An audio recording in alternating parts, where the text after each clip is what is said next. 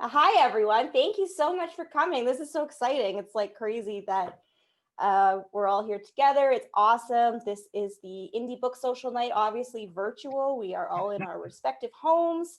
I am in Dundas, Ontario. My name's Emily. I'm going to host the event tonight. We obviously miss seeing you in person so much, but it is really cool that we get to kind of be with a bunch of you at the same time. You know, in the last couple of years, we've gone to Vancouver, we've gone to Calgary, we've gone to Winnipeg, London, Ottawa, Montreal, and now we get to be in all those places and more at the exact same time, like we are magicians. So that is awesome. I will say I do not miss schlepping books upstairs. That is the worst part of this event that we no longer have to do. But what I do miss is the free drinks. So I had to purchase this with my own money. I hope you grab your own drink as well. Maybe we'll send you a gift card in the future to comp you for it, or we'll just see you next year, hopefully in person. So I have with me today 6 publishers. We've got 4 adult publishers, adult trade publishers, and 2 children's publishers. I wanted to introduce them and give you a fact about them, but I was overruled because I tend to overshare. So I will let them introduce themselves. They're going to tell you their name, a little bit about their publishing house, and their cat's name if it's applicable. So we will start with my pal Susanna from ECW.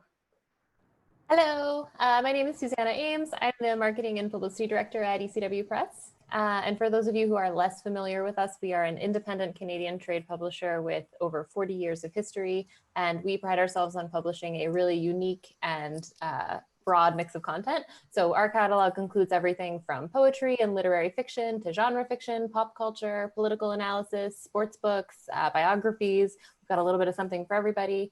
And people have a lot of guesses about what the 3 letters of our names stand for, and that has actually changed over the years. But right now, it stands for entertainment, culture, and writing. Thank you, Suze. We will flip it over to Coach House. Hello, my name is James Lindsay. I'm the Sales and Marketing Coordinator at Coach House Books. We've been publishing since 1965. We're still based in the same Coach House. We are in Toronto. Over the years, some of our writers have included B.P. Nicol, Andre Alexis, Lisa Robertson. We publish literary fiction, nonfiction, socially conscious nonfiction, poetry, and books about art as well. Awesome. No cat? No, but I have a dog and her name is Quinn. Okay, Quinn. She hates Zoom, so. Suze, you didn't tell us the name of your cat. I forgot my cat. I don't know how I could have forgotten her. Her name is Nim, and she's very great. We've got a Nim and a Quinn. Maybe it'll come up later. Maybe it won't. Keep it on your toes. We're going to head over to Anik. I'm Amanda Olson. I am the Marketing and Publicity Director over at Anik Press. This is Anik HQ here, aka my furnace room. So Anik Press, if you're not familiar with us, we are a kids indie book publisher. We do the whole gamut. We do like board books right up to YA, fiction, nonfiction, and our books in general. I think the common thing is we try to encourage kids to question the world around them and the love of reading. So we have Paperback Princess. You may have known us from Fatty Legs. We may have met from Paperback Princess Day last year. I hope we did. And if we didn't, we'll be doing it again this March without the, well, actually the pandemic's still here. So we'll be doing virtual. It's still on, and I hope to see you there. You look good in that crown. Thank you. Maybe I should just pull it on every time I speak. I'll just like pull on the crooked crown. I don't have cats, but I do have 3 hens, and their names are Attila the hen, Blanche Stairwalker, she's the smart one, and Little Wing is Stubby Wings. Oh my gosh, I did not know that. That's amazing. I could not have overcome that for you. We will head to Anansi/Groundwood now. Hi, everyone. I'm Natasha Berry. I'm the sales associate for House Financy Press and Groundwood Books, 2 fabulous independent publishers. House Financy has been around for over 50 years now with a mission just to publish very good books. So we publish a wide range fiction, nonfiction, literary, some mystery and thriller and poetry. You might know us for, say, Patrick DeWitt's The Sisters Brothers or Katarina Vermet's The Break. Tanya Talaga's Seven Fallen Feathers is also very well known. And then Groundwood Books is very beloved in Canada. We publish children's books. So for example, Deborah Ellis's The Breadwinner, which was also recently a really wonderful film, and Sidewalk Flowers by John Arnold Lawson and Sydney Smith, and so many others. I am so glad I get to work with both of these publishers. Awesome, thanks Tass. And now we will, last but not least, head over to Biblioasis. Hi, everyone. My name is Michaela Stephen, and I work in publicity and marketing at Biblioasis. Biblioasis is in Windsor, Ontario, so we're kind of outside of the hub of Toronto, but don't discount us. So we've been around for 16 years. We have our affiliate bookstore as well in Windsor. We publish literary fiction, nonfiction, whether it's true crime, essays. We publish poetry. And we've become very known for our regional history as well as for our translation series, which includes the upcoming Jorge Carrion's Against Amazon. We published David Bergen's Hear the Dark and Stefan Leroux's The Dishwasher. So as our logo, Biblioasis, the windmill, comes from Don Quixote, and we're always pushing back, fighting against the system. Michaela, I know you have a cat with Oh, the yeah. cutest name. Yeah, her name is Banana Loaf, and she might make an appearance at some point tonight. It's so funny. I love that name. I forgot my cat too. Oh, Tass. I'm come on. terrible. My cat's name is Elena Ferrante. Well, thank you to all of your cats for allowing you to be here tonight instead of cuddled on the couch. Same with Quinn. Thank you to Quinn. So that's us. We all are happy to be here. We all know that, you know, COVID sucks. This time has been really difficult, and we are really thankful that, you know, we have this kind of way of communicating with you, booksellers and librarians. Thank you. You guys have been amazing during this time. I have been so blown away by just like the constant pivoting of just like, okay, here's the new rule. Here we go. Curbside pickup. We're going to ramp up our online presence. We're going to get books into readers' hands. Books are so important. They're more important than ever. We all need to escape. When I was able to get to the library when it first reopened to pick up my hold, I started crying. It's just like, we all love books so much, and we're so thankful for you guys who are really on the front lines of doing important work of getting books to readers. So what we wanted to do tonight was kind of make sure you know what's up in our world, so you don't miss any of the kind of, you know, maybe the next breakout thing that's going to happen this fall. So what we're going to do is I'm going to ask all my pals here some questions about stuff that's happening, and they're going to answer. And we're going to start now with a question for everyone. But James, you're going first, so get ready. So we all know that when you have kids, you cannot have a favorite kid. And when you are a publisher, you can't have a favorite book. So if you had to tell us what your not favorite book of fall 2020 is, what would it be? James. My not favorite but preferred fall book of 2020 is Word Problems by Ian Williams. Yes. Ian won the Giller for his last novel, Reproduction. This is his first book of poetry in 9 years, I think. It's been quite a while. This is an incredible, very, very innovative book of poetry. It does all kinds of things that you might not have seen. Ian, I can kind of show you, bends, the lines move right around. Along the top here, you might be able to see a line that runs over the entire book halfway through, which is a single poem, which actually goes through every other poem in the book itself. The name Word Problems comes from the math word problem. So if train A leaves Toronto bound for Montreal, you know, what time does it get there? Except these are based off race, microaggressions, confrontations with the police, and Ian's own experience with academia. It's a really, really interesting, innovative book of poetry. I was blown away when I read it as a manuscript. I'm still finding things to really love about it all the time. Ian's an incredible writer.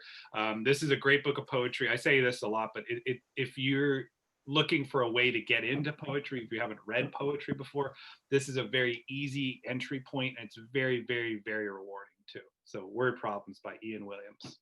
That's awesome. Thanks, James. It's also, I like how you say that it's like an easy entry point, because I think a lot of people are scared of poetry sometimes. So that's awesome.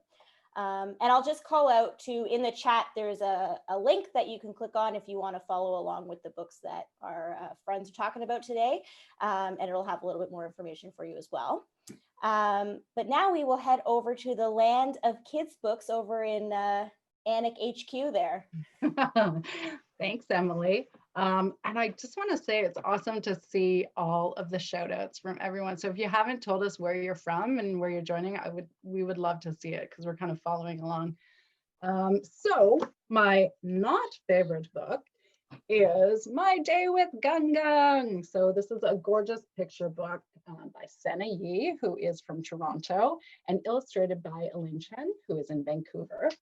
And as you can see, so little May, this gorgeous little expressive lady, she is spending the day with her Gung Gung, and she's a little apprehensive because they both don't speak the same language. So she's not sure how it's going to work out. They're spending the day in Chinatown, which you get these beautiful illustrations of the vibrancy of Chinatown. And as the day progresses, she's feeling a little more frustrated with her Gung Gung, culminating in pigeon poop on her, and that's the final straw. She is just done, but it turns out Gung Gung has been listening to her all along. So it's a beautiful story about communication. The illustrations are just so beautiful. There is a glossary too in the back, since going on the communication theme, of May and Gung Gung's Cantonese. So there's English and Cantonese words. And so this one, we've had a bunch of starred reviews, and it is also a Forest of Reading nominee here in Ontario. So that's my not favorite. Amazing. I didn't know it was a Forest of Reading. That's awesome. It's so cute. Well, good luck to Biblioasis following that up. Adorable book. Michaela, take us to your non-favorite favorite. Thanks, Emily, and thanks, Amanda. No pressure. So my choice for today is Stoop City by Kristen Dunyan, which, yes, I wish I could say it's my not favorite, but it's just blatantly my favorite. And I chose Stoop City because it's a queer, fabulous short story collection about community, class struggle, and the search for love. Stoop City is playful with genre, so it's blending literary fiction with myth, folklore, and even horror. The stories are both funny and gut-wrenching. And Kristen is a lot of fun as an author. She used to play the bass in 2 different punk bands. We recently had the virtual book launch, and leading up to it, Kristen went all over Toronto and took pictures of herself reading Stoop City to animals like a band of pigeons and a gaggle of geese. And during the event, Kristen did a tarot reading of the books that inspired her while writing Stoop City.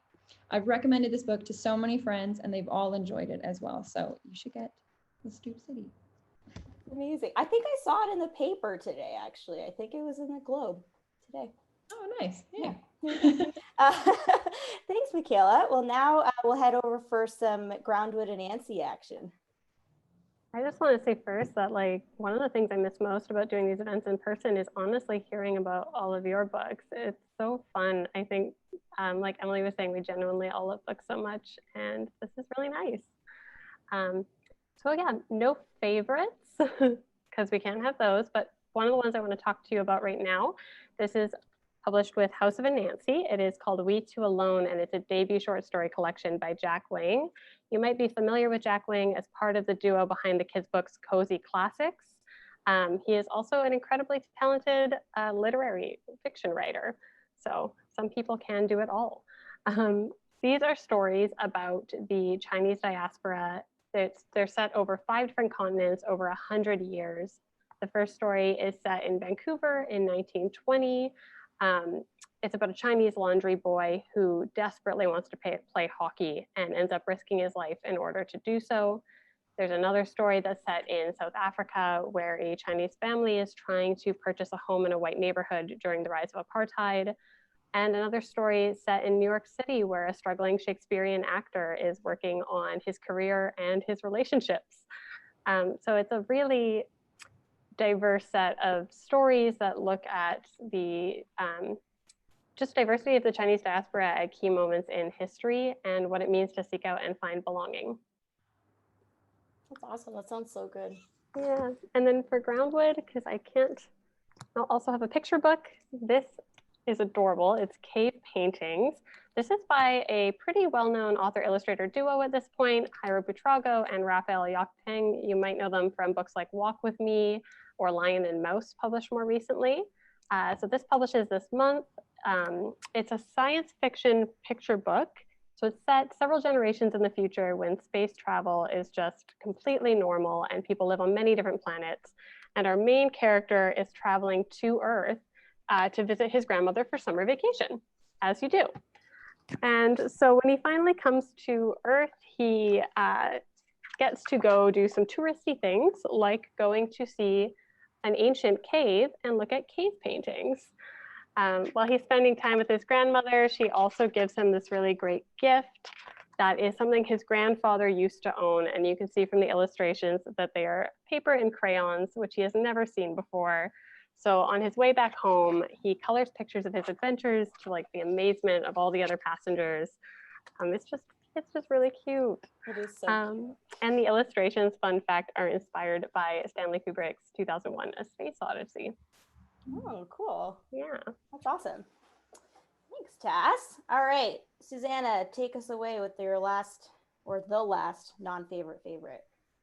I'm gonna have to go with Why Birds Sing by Nina Burkhout, and I may or may not be biased because she sent me an adorable little silver feather bookmark and a really nice card, which goes a long way, you know.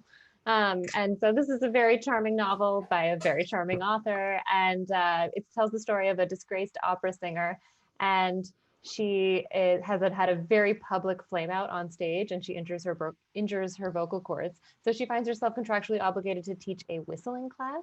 And also delightful, I learned in this book that a professional whistler is also known as a siffleur, which I might be mispronouncing, but is delightful nonetheless. So the main character is depressed, her marriage is crumbling, and her prickly brother-in-law is moving in with his very temperamental parrot named Tulip. And so we find she has to suddenly navigate all of this at once, and she finds herself learning how to teach this quirky cast of characters in the whistling class that call themselves the Warblers. And it turns into a very lively romance that I think everyone will really appreciate the ending in particular. And we also have some really good book club questions for this one. Awesome. Thanks, Suze. All right. So I would love to switch gears a little bit and just talk to our children's publishers, if that's okay. My second nephew was born last week, so I'm in the headspace of like, okay, I got to buy only the best books for this kid so that he's the best kid in the world. He'll probably be like subpar, but that's okay. You know. So I wanted to ask Anik and Groundwood, if a parent walked into your office, obviously they have a mask on in this hypothetical situation, not a monster. So they walk in and they say, I'm looking for a book that will show my kid that the world is full of diversity, that some of us have, you know, hair, some of us don't, some of us sweat, some of us are, you know, loud, some of us are whatever it may be. What would you say? Okay, here's the book for that. I would like you to do a thumb war to see who goes first. Okay, you're here for me. Okay, Amanda wins. All right. Okay, so my diversity pick here is Swift Fox All Along. I'm gonna back up because yeah, there we go. I'm like the weird big head on this panel here, so I'm gonna stop that practice. So Swift Fox All Along. So this is by Rebecca Thomas. She is a Mi'kmaq woman. She is the former poet laureate of Halifax, and it is illustrated by Maya McKibben. She is two-spirited, Ojibwe, Irish, and she is in Vancouver. So this is a story. It's based on Rebecca's own childhood. And so Rebecca grew up off reserve, and her father is a residential school survivor. And so one day he came to her and said, today's the day, Swift Fox, aka Rebecca, you are going to go visit your aunties and uncles on the res, and you're going to learn how to be Mi'kmaq. And immediately these gorgeous butterflies start gathering in her belly. She starts getting a belly full of butterflies. She's really nervous. Like, what does that mean? How is she going to become Mi'kmaq? Like, what does that mean? Are people going to accept her? Are they going to like her? How is she going to be it? And her dad is like, no, don't worry about it. It's inside of you. But she continues to get more and more upset. She says, if it's inside of me, why can't I find it? So this goes along until the beautiful smell of fry bread. It's a familiar smell to her, and this comes to her and her little cousin, Sully, who is also equally nervous, maybe even more nervous. I think that helps. That brings her back in where she discovers that she does know who she is after all. So it's a beautiful story. I love this last page here. Oh, it's lovely. Yeah, and so it's got a great author's note from Rebecca Thomas about her experience, and I love this line. I'm learning to walk, talk, and think a little more Mi'kmaq each passing year. Rebecca Thomas.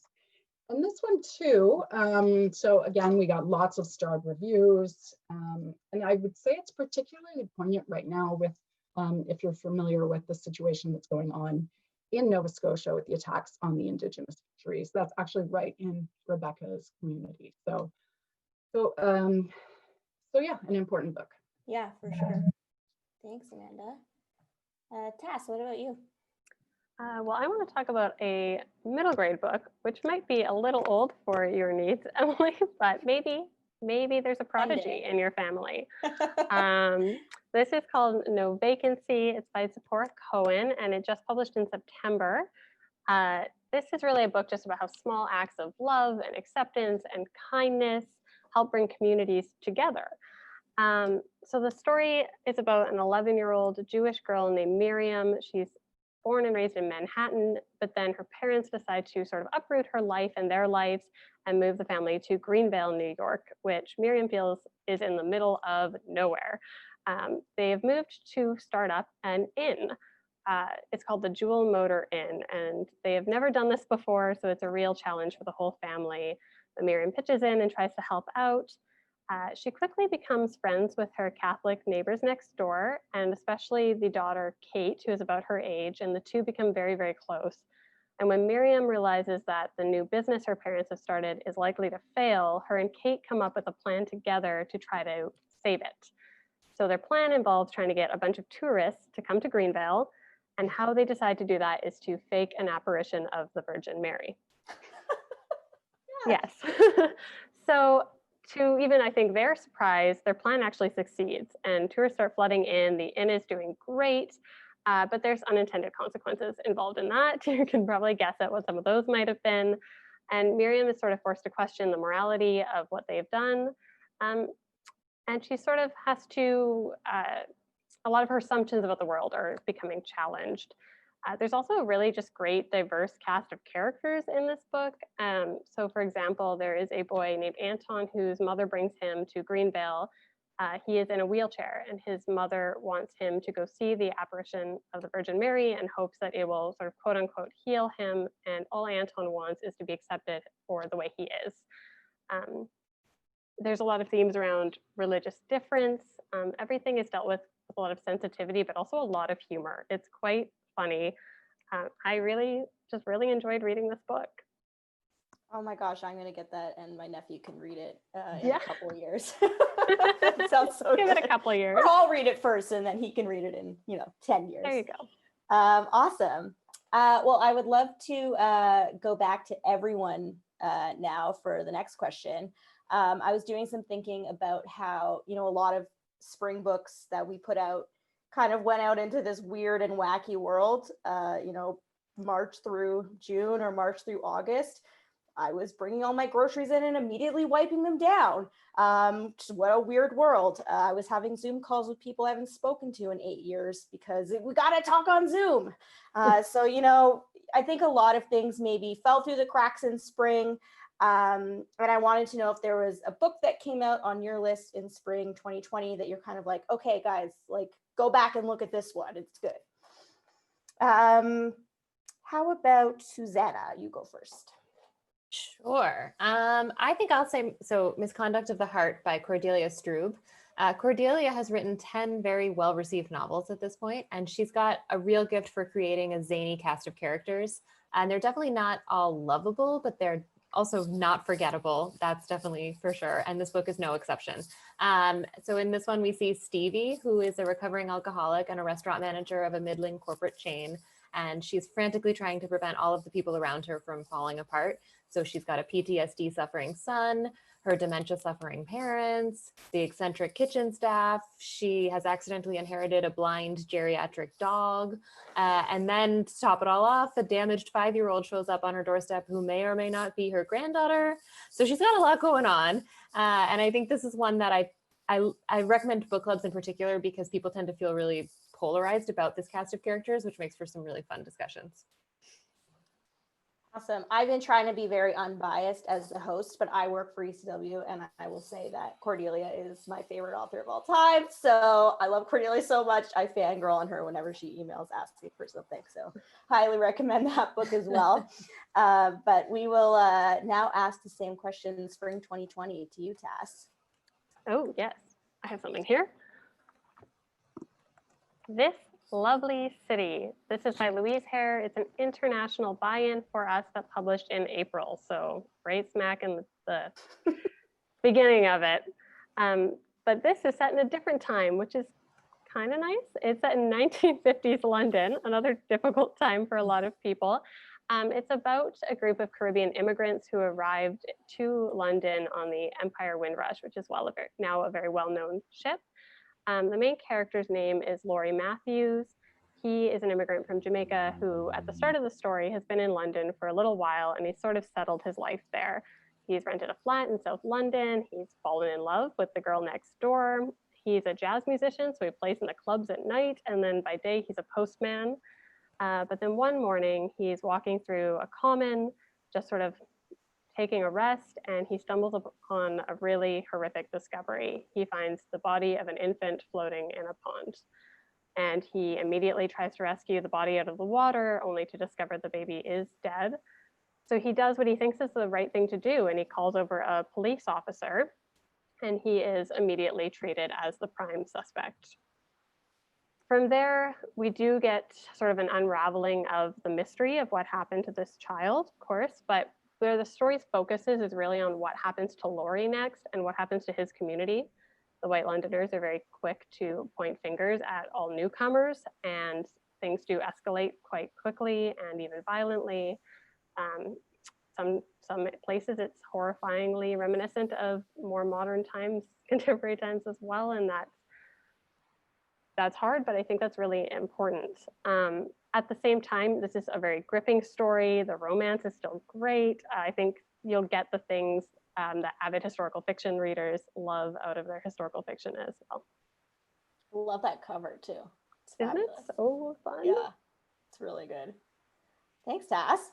Amanda, spring 2020. All right, so now for something totally different.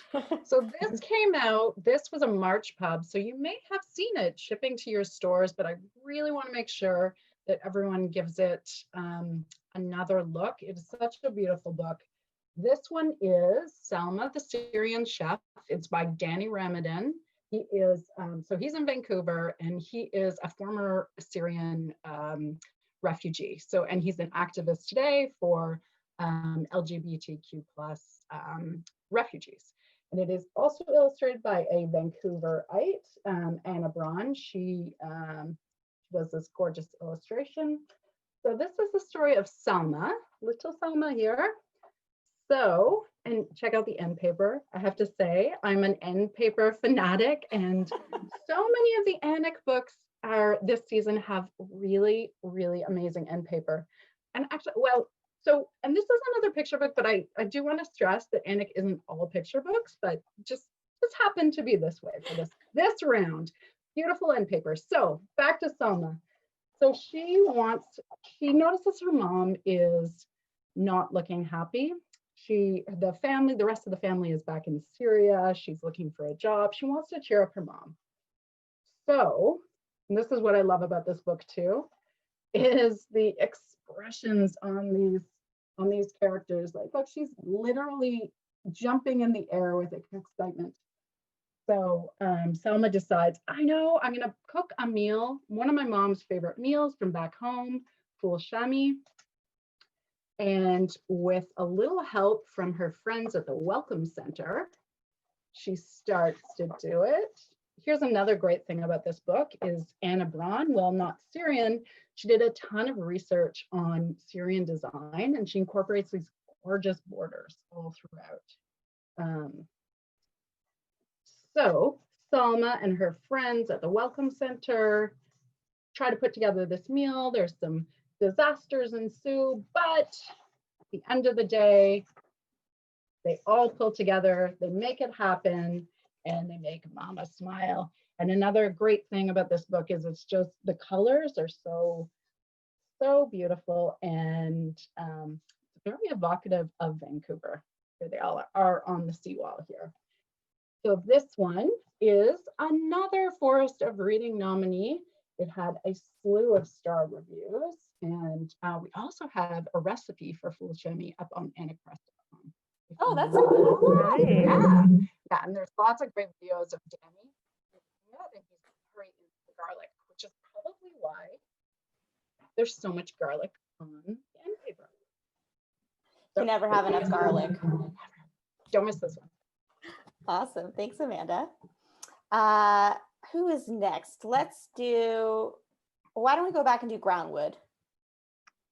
I can talk about Groundwood. I didn't Oh. have one for Groundwood. Well, I was trying to be fair and not speak too much. Oh, Taz, that's so nice. Okay, how about we go to Biblio Oasis, and if at the end you decide you want to say something about a Groundwood book, you can, but you don't have to. Sounds good. Okay, so my pick is The Unseen by Roy Jacobson, which came out in April. So kind of at that time too, where it's books got a little bit lost. We were really excited about this book. It's part of our translation series. It was originally in Norwegian, and anyways, it's an excellent book. It's for all the literary fiction fans out there, and I would say this is a great book club pick as well. It's a beautiful lyrical novel. It's a coming of age story about a girl named Ingrid who lives in rural Norway during the early 20th century. This book gave me all my farm girl feels as she and her family live in an isolated environment. Ingrid has to learn to take care of her family as they face the influx of modernity.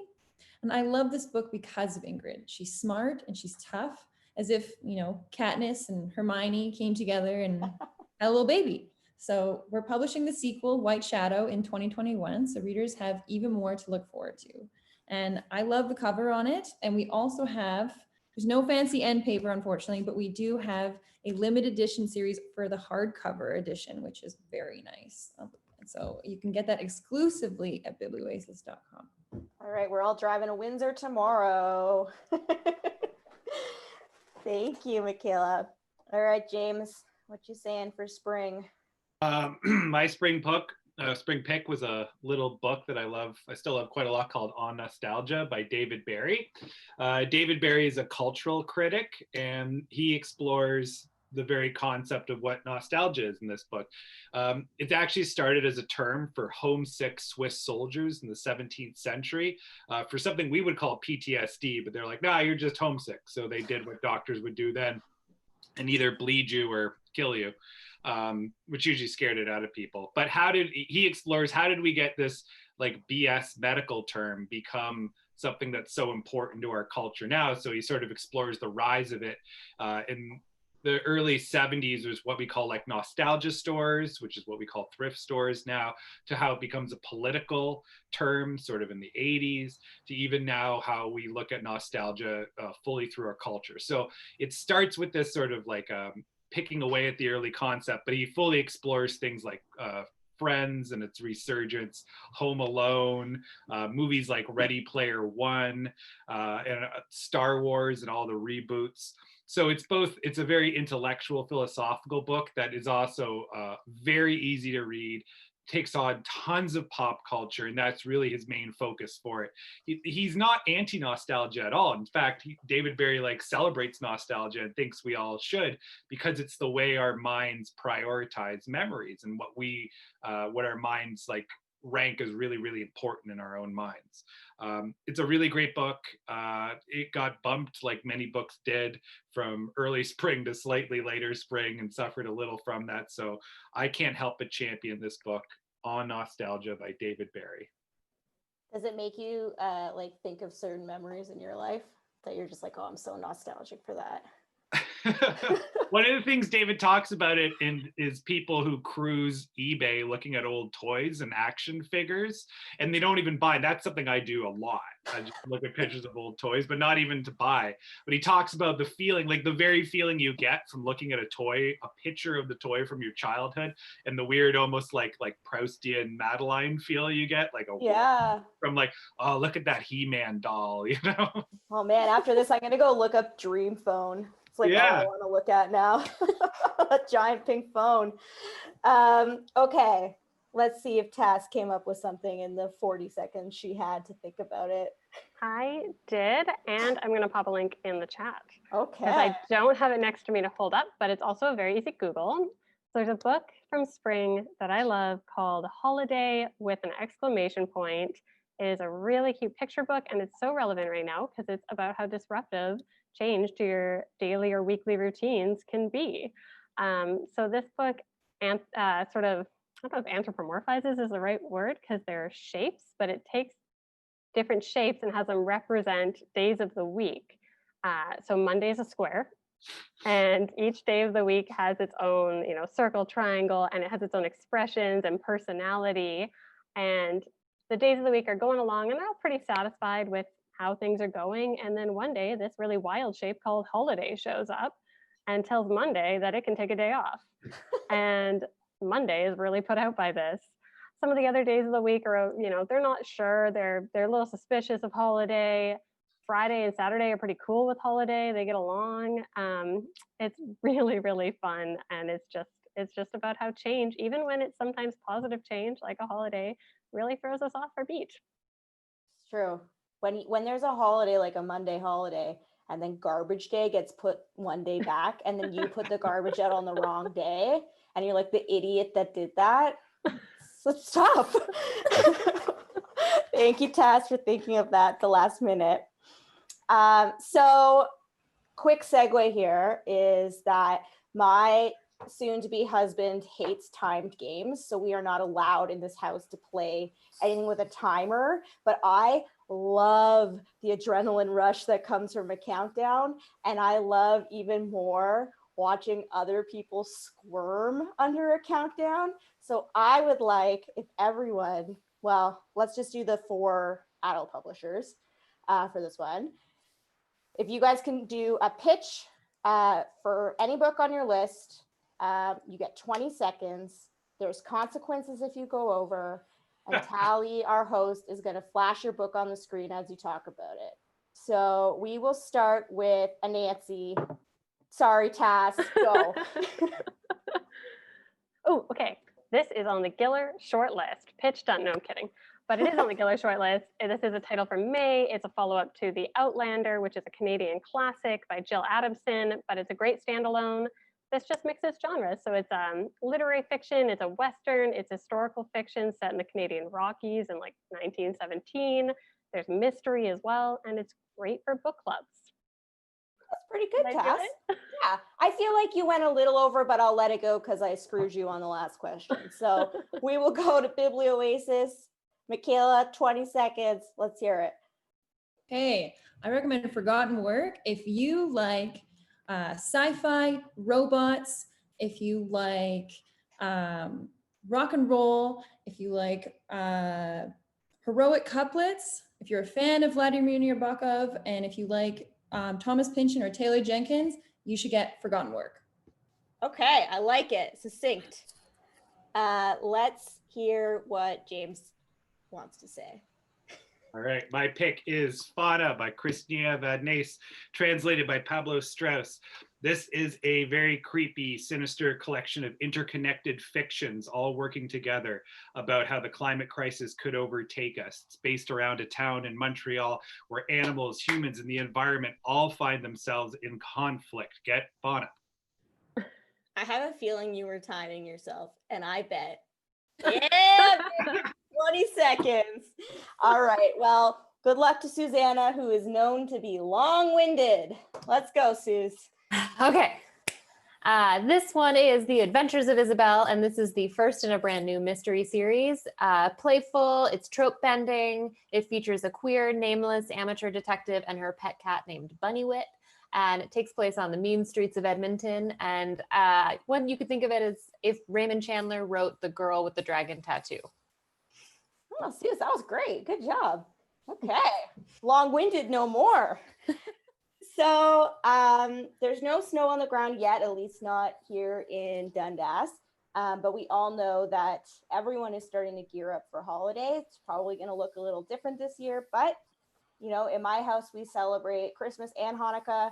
And I'm going to say that all I want this year for my gift is 24 hours of alone time. Like, please, please, please just let me be alone and quiet.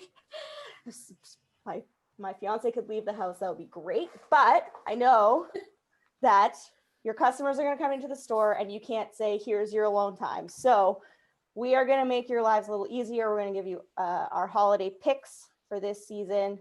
And maybe if one of you has a good enough pitch, I will ask for that instead of alone time and save my pending marriage. All right, so let's hear what your favorite pick for holiday this year is. Let's start with Amanda. Wow, I was like, as you were talking about being alone, I was like, oh man, this would be the perfect setup if only I was going first. And booyah! So my pick for a holiday book, because it's gorgeous and you can read it again and read it again and read it again without wanting to throw it at the door, is Jacqueline Deforges. She's in Hamilton, award-winning poet, and Risa Hugo. She's in Vancouver. So Why Are You So Quiet? So this is about a little girl named Myra Louise. Right there, that's a shell. It's hard to see on this shell. It's not, or on this screen. It's not like a giant Vulcan ear. It's a shell. She's listening to it. And again, gorgeous end papers. So Myra Louise is a very quiet, introverted girl, and everyone, as you can guess, asks her, "Why are you so quiet?" Everyone seems to think being quiet is a problem. And so she's an inventive little girl. She puts on her thinking cap, and what does she do? I love this scene. She goes to like her little workshop, and here is her octopus stuffy. This is one of those books where you can kind of like, where's the octopus stuffy in this spread? So she invents a really cool listening machine so she can answer the question, why are you so quiet? What I love too about this book, it's just gorgeous. The illustrations are beautiful.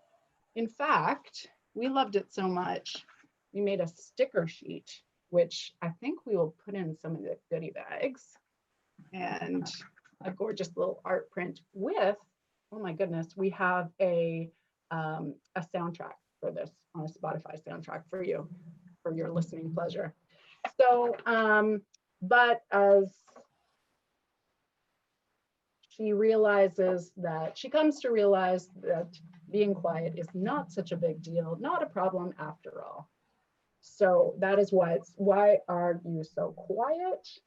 So beautiful book. That's why it's my pick, and great themes. And then I'm going to sneak in a second one Because right at the end, right before the pandemic hit, we have the beautiful 40th anniversary.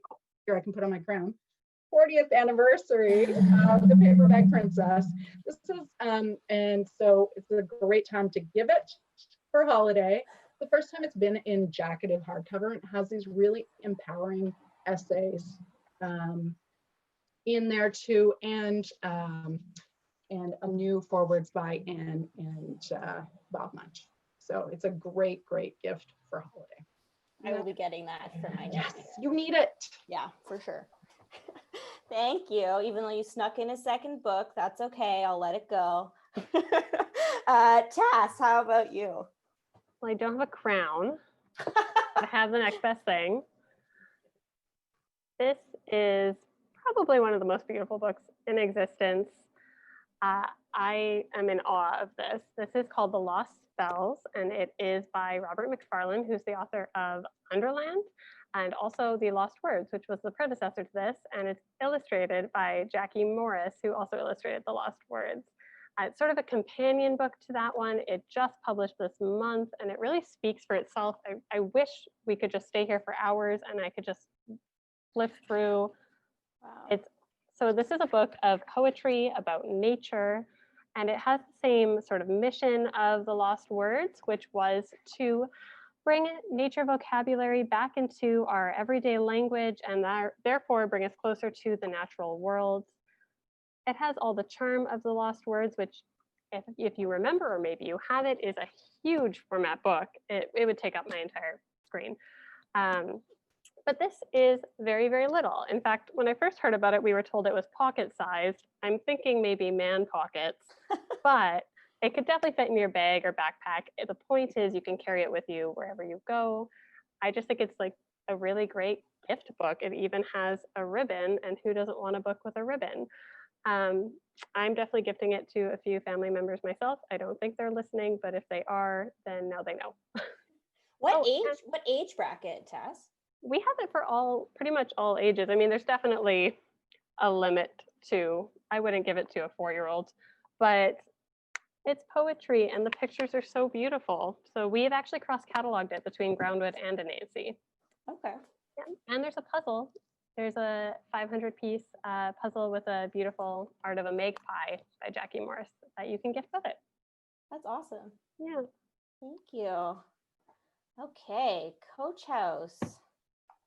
First off, I'd like to give a shout out to Banana Loaf hanging out behind Michaela there. Great. Just doing his thing. What do you get a book lover for Christmas but a book about books? In fact, a novel about books. In fact, a novel told from the book's perspective in a library. This is The Dark Library by Cyril Martinez, translated by Joseph Patrick Stencil. They did another book for us called Sleepwalker. This starts from the perspective of a reader who has nothing to read. He goes to his shelf, he can't find anything, so he goes to the Great Library, which is a very old but now modernized library in the city he lives. It's just a massive glass building, and he walks around. He's noticed how it's changed. The reading room has less readers in it now as it does people working off their laptops or their phones. But he's committed to find a book. He knows the book for him is there, and he finds the angry young book who throws itself at him, who puts himself in his way. And he then begins communing with the angry young book, who is angry that no one is reading him, who is angry at the library is changing. And then we switch the book's perspective in his quest to get read, to not be pulped and gotten rid of, as so many of the other books do. It's a book about libraries, about what libraries have been, about what they're becoming, about what they could be, and about what makes them up. Is it the people? Is it the books themselves?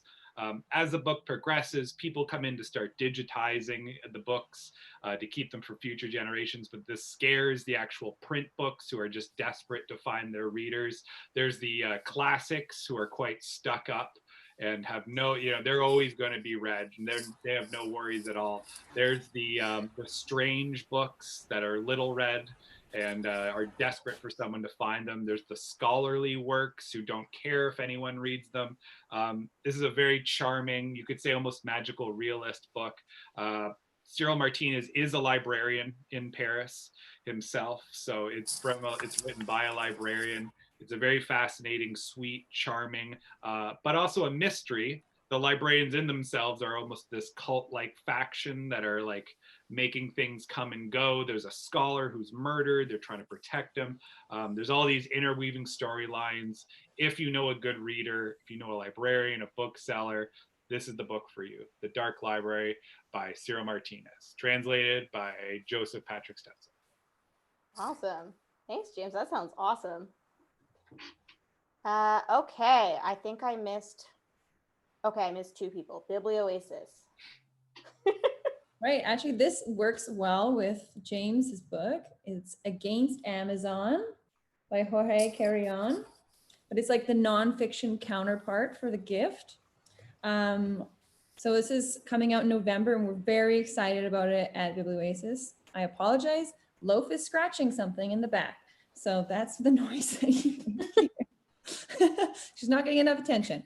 So anyways, we're very excited about it. It's another addition to our translated series. This book originated actually as a chapbook that you might remember that came out 2 years ago. And we released it at Berlin, one of the book fests, and it just sold out. We sold thousands of copies that we've made by hand, and people have been so thrilled that when Jorge Carrion wanted to write a collection following his previous book, Bookshops, we knew we had to. This book is getting a lot of attention from indie booksellers, and we're already heading into our second printing. It's the perfect follow-up to his previous book, but it also appeals to those who enjoy essays that engage with the world and what's happening. Not to mention anyone who dislikes Amazon or thinks Jeff Bezos sucks. But really, this book is more than that. It's not just an attack on Amazon. Against Amazon and Other Essays is a love letter to indie bookstores, libraries, publishers, and book lovers. Carrion is a travel writer, and he interviewed people all over the world who care about books and book culture. So it has an international appeal. It's all about what we're trying to protect from Amazon. So you should get it. That's a great gift, especially I feel like a lot of people now are like, okay, I'm boycotting Amazon. They're finally taking the plunge. So I'm going to get that for my dad, who's like decided now he's boycotting. So like, Dad, you're 6 years too late, but better late than never. Okay, Suze, take us out on this holiday question. Okay, I'm going to go with The Role I Played by Sammy Jo Small. So this is a memoir by a very cool athlete. So Sammy Jo Small is a 3-time Canadian Olympic ice hockey goalie and a 5-time world champion. And she's giving us behind the scenes insight into one of the most successful teams, not just in women's history, sports history, but in all of sports history. The team that she played with won 4 straight Olympic gold medals until 2004, and they were world champions for 14 straight years. So they really did a lot. And she talks about the triumphs, but she also talks very honestly and very compellingly, I think, about the sacrifices that everybody has to make when they're on a team like this. You know, she spent a lot of time on the bench during really important moments of the game, and that's just how it works sometimes. And she talks about how that can be really challenging, but ultimately you need to play your role and celebrate what that means to the team as a whole. I also think it's just a beautiful book. It's got this nice gold on the cover. It's a hardcover. There's some pictures inside, which I love because they just give you a little bit of a glimpse into, you know, the team, but also everything that happens outside of the team. She was in one of her teammates' weddings. And this is also, there's some pictures from when she was a lot younger. She talks about playing hockey as a young girl and how weird that can be when hockey, when she was growing up, wasn't even offered to girls. So she talks about that too. And she's she's from Winnipeg and lives in Mississauga now. So this one I think will be a good one. Good Canadian girl right there. Yeah. Awesome. Thank you, all of you. So I don't have any more questions prepared. Thank God it's 8:56. If we hurried up here, I can catch the central time zone airing of The Bachelorette. So, you know, got to get my glass of wine, move on for my beer. But we did have some questions from you guys in the sign up portion that I just threw onto my handout here. And so I was going to ask a few of you a couple of questions that we had. So we'll do that. If you guys have any questions tonight that you want us to answer, you can throw them in the chat. We'll try and get to them. If not, we will message you later with the answer. First question I'm going to ask is, okay, you get to say the title of the author in a couple words, guys. Bachelorette, 3 minutes. What is a good title for an adult book club? James. Disfigured, Amanda Leduc, Disability Representation in Fairy Tales. If you ever a fan of Disney growing up, this book will change your perspective on what you saw as a kid. Awesome. Okay. Tass, adult book club pick? Well, the Ridge Runner, which I talked about, when we flash that on the screen, we will have book club questions for that one. And we have reissued The Outlander as well, which came before it. This Lovely City, I think, is a great book club one as well, just with the history behind it. A lot of that is, true and important to talk about, and stuff I didn't know about at all. And we also had a book in spring called Coming Up for Air, which is a historical fiction book by Sarah Lipsiger that is set partly in Ottawa, partly in Paris, and I believe I'm gonna get this wrong, but I want to say in Norway. There's 3 different storylines, and they all weave and they rotate each chapter, and they all interconnect and come together to explain how this really important historical invention came about. And it's also something I didn't know about, and it's fascinating and just a really great gripping read. Awesome. Thanks, Tass. Okay. Michaela, what is a breakout hit from Biblioasis this year, or could be a breakout hit potentially? So I would recommend, and it was a hit, is You Will Love What You Have Killed by Kevin Lambert, which was, we translated from French and just came out a month ago. And was a huge hit in both Quebec and France, like won almost so many awards. And so we were thrilled to translate it. And it's dark, it's a queer ghost story where the ghosts get revenge on those who murdered them. And it's about small town Quebec. Like, it's amazing. Like, it's very dark. And so, but even though if people don't like horror fiction, like, it's not exactly horror, it kind of blends genres with literary fiction. And it's so funny. I would recommend it to anyone. What was the name of that again? You Will Love What You Have Killed. Okay, that sounds really good. Have it right here. So. Oh, look at you on the ball. Oh, that's good. Plus, full cover. So. Yeah. Amanda, can you tell me a book that would be good for a reluctant reader? Yes, I can. And actually, I just saw them both today speaking. So Margaret and Christy. It's a classic, Fatty Legs. So this is one of the first books on residential schools. And we just put out the 10th anniversary edition. I don't have a copy, so I'm going to try and flash our beautiful catalog here. It's got a very iconic cover. So the 10th anniversary edition, I would say it's great for reluctant readers because there's tons of pictures, and it is a story about bullying. It's about residential schools, but the main storyline is overcoming a bully. And kids just love this. They really identify with Margaret Oleman, and it gets like every kid, and the language is not hard, and there's a ton of pictures. So I would say that's a good one. Awesome. Thank you. Okay, Suze, I'm going to ask you a different question. I'm going to ask, can you tell me a book that's like a memoir or true crime, like some kind of nonfiction that reads like fiction? I would say Moments of Glad Grace by Alison Waring is a memoir about her trip to Dublin with her father, and her father's aging. He has Parkinson's, and it's a really special time that they get to spend together. And she writes it so beautifully, and she talks about something that she calls the encircling of moments, which is just this conscious awareness and encircling of what might be a casual moment. It's not a wedding, it's not a funeral, you're just sitting on a bench with your dad in the sun in Dublin. But if you consciously encircle these moments, they're the meat of life, and they can really stay in your memory. And I loved it so much, and her story really reads beautifully like a novel, I would say. And she wrote that Um, before COVID, which is she did. crazy because I feel like that's such a thing that we've all learned now. That's true. Yeah, Moments are so important. that's true. But awesome. Okay. I want to ask everyone to end.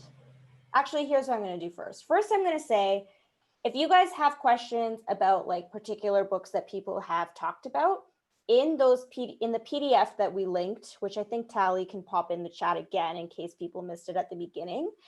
On the PDF pages, we have all of our email addresses so that you can email the correct publisher about the correct books. But if you email the wrong publisher, it doesn't matter. We will forward it along. We're super friends. We're all cool with each other.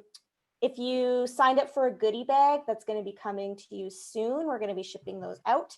If you forgot to sign up or you don't know if you signed up, just shoot us an email. We'll see if we have enough and hopefully we can send you one.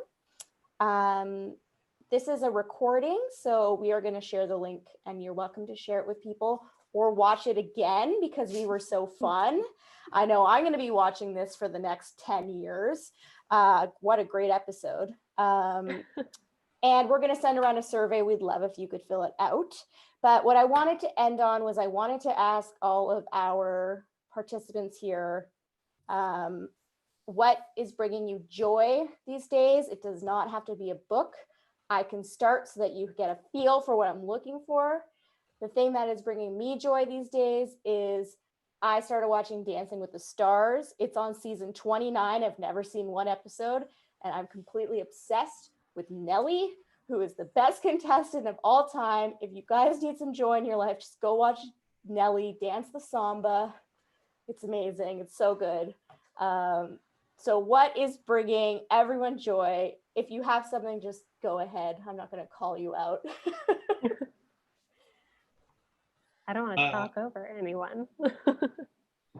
My son is really obsessed with one of those, wacky inflatable air guys that's in front of a plumber near us. And every morning we go on a walk to go see him. And we're going to dress up, him and I, as that wacky waveable guy for Halloween. So. Oh my gosh, can you send a photo? Yeah, he's going to be mandatory. just the head, and then I got to be everything. That's so cute. Put him on my back. Oh, okay, Tess. Oh, That's you go okay. ahead. Well, mine's not nearly as exciting as that. I just have a cat, and I've been doing a 30-day yoga challenge that I'm on round 2 of. So I'm at like day 50 something now, which is wild, and I have never achieved this before. And yeah, little things. Yeah. Okay, Amanda, I cut you Can I off. go? Can I go? So you can see this is some cool mushroom fabric. So my thing that's bringing me joy is when I'm not reading, I have started quilting. That's amazing. So you can get like, yeah. So this is actually Anik HQ / my laundry room / beautiful furnace here / my sewing cave. So bringing me joy. I also don't have anything super exciting, but I've really been enjoying my partner's been really into baking, and I really like eating all of the creative things that he's been making every weekend. And I also am really definitely getting a lot of joy from Amanda's furnace that she wrapped in wallpaper or in wrapping paper. It's really sparking joy for me. Okay, Michaela, you take us out. I guess what brings me joy is I become obsessed with buying funky earrings, and I may have bought a pair that are real kazoos that are like about this long, and I can take them off for like a little party trick whenever parties happen again. I'm playing my kazoo earrings. Oh my gosh, I wish you were wearing them now. And The also next event. this egg painting that Loaf almost knocked over earlier gives me a lot of joy. It's the little things in life. Well, thank you, all of you, for being here. Thank you to our panelists, and we're really happy we could be here. And please email us. We're happy to hear from you. So have a fabulous night, and The Bachelorette is on. Cheers. Cheers. Cheers, everyone. Bye. Thank you for coming. Cheers. Thank you Bye, so friends. much.